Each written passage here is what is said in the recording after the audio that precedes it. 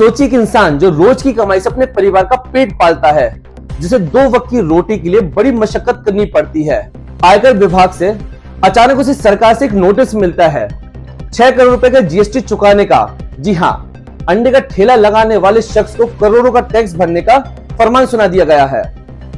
अब सवाल यह उठता है कि गलती कैसे हुई? या ये कोई टैक्स चोरी का मामला है या सिस्टम की कोई गड़बड़ी? आइए जानते पूरी कहानी एमपी टॉक पर। मैं हूं भुवन शांतनु। हेडिंग पर आप सोच में पड़ जाएंगे, लेकिन ये सच है। जिस युवक को 6 करोड़ रुपए जीएसटी भरने का नोटिस मिला है, उसके परिवार के होश उड़ गए हैं। उसे नोटिस मिलने के बाद आयकर विभाग में और पुलिस अधीक्षक कार्यालय में आवेदन देकर जांच की मांग की है। ये मामला दमोह जिले के पथरिया के वार्ड नंबर 14 में रहने वाले प्रिंस पिता श्रीधर सुमन का है। वो अपने परिवार के जीवन यापन के लिए हर ठेले पर अंडे बेचता है। 20 मार्च 2025 को उसे दिल्ली आयकर विभाग से एक नोटिस प्राप्त हुआ।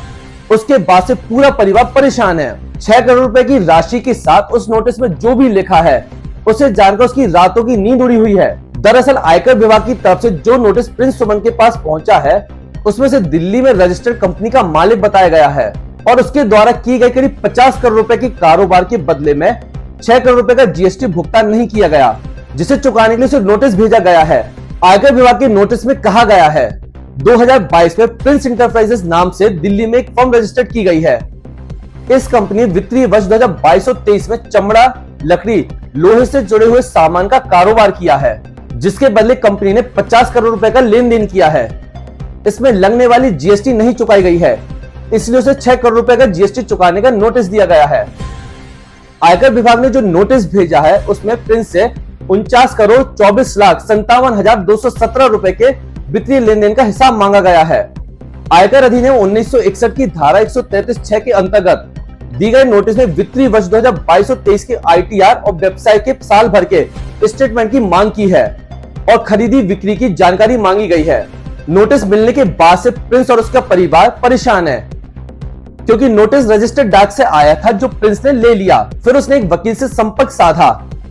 वकील ने कहा नोटिस तो असली है, लेकिन ये तुम्हें क्यों आया? ये आश्चर्य की बात है। प्रिंस का कहना है कि वो कभी दिल्ली गया ही नहीं, फिर उसके नाम से कंपनी कैसे रजिस्टर्ड हो गई? उसने लोगों की सलाह पर आयकर विभाग और पुलिस अधीक्षक को आवेदन देकर इसकी जांच की मांग की है।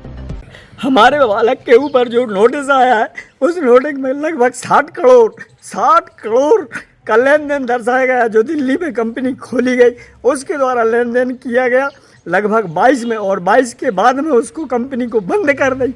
और बंद करने के बाद में जब हमारे बालक को दिल्ली से आयकर विभाग का नोटिस आया, उस नोटिस में हमारे बालक ने जब बताया तो हम लोगों की समझ में नहीं आया, तो हम लोग वकील के पास गए, तो वकील ने बताया कि तुम्हारे नाम पे इतना बड़ा फ्रॉड काम हुआ है, जो कि क्या हम 60 करोड़ के लगभग का लेन देन हुआ है, और इसमें हम लोगों को कोई समझ में नहीं आ रही।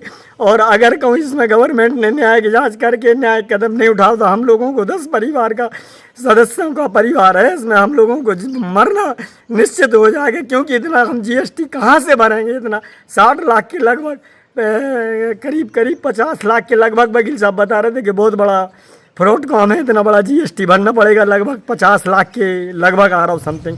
बताओ हम लोग क्या करेंगे? ऐसे क्या चाहते हैं अब आप? हम ये चाहते हैं गवर्नमेंट आगे जांच कर ले, पूरी न्याय की जांच करे, उसके बाद में निर्णय ले। हाँ, हमारे अगर ऊपर कोई गलती हो, कोई वो है, तो हमारे ऊपर कार्रवाई करे, अन्यथा ये सब झूठे किसी ने फ्रॉड काम किया, इसका दोषी और इसका जीएसटी हम क्यों भरे?